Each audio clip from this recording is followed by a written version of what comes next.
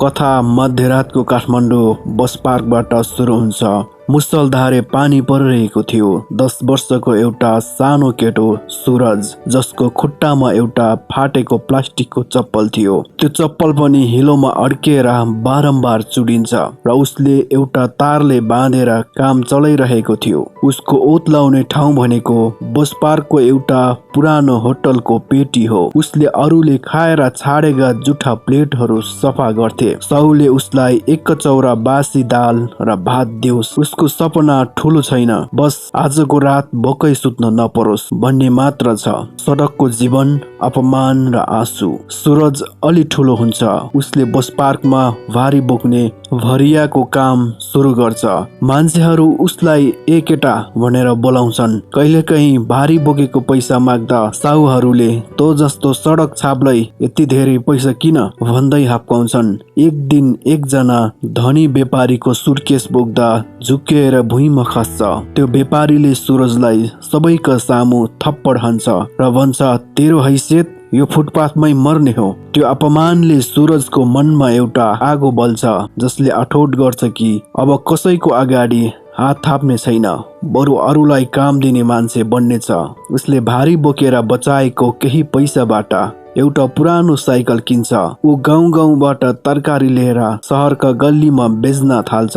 दिनभरि व्यापार गरेर हिँड्छ, तर दिनभरिको कमाईबाट बेलुका एक पैसा पनि उसले व्यर्थमा खर्च गर्दैन। दिनहरू यसरी नै बित्छ। केही समयपछि उसले एउटा सानो ठेला किन्छ। अब साइकलमा होइन, ठेलामा व्यापार गर्छ। उसको मेहनत र इमान्दारी देखेर मानिसहरू उसलाई विश्वास गर्न थाल्छन्। सुरजले बुझ्छ कि गरिबी श्राप होइन, यो त अघि बढ्ने शक्ति हो। यसरी नै वर्षौं बित्छ र पैसा जम्मा गर्छ। भन्छन् कति कमाउँछौ होइन, कति जमाउँछौ त्यसमा भर पर्छ।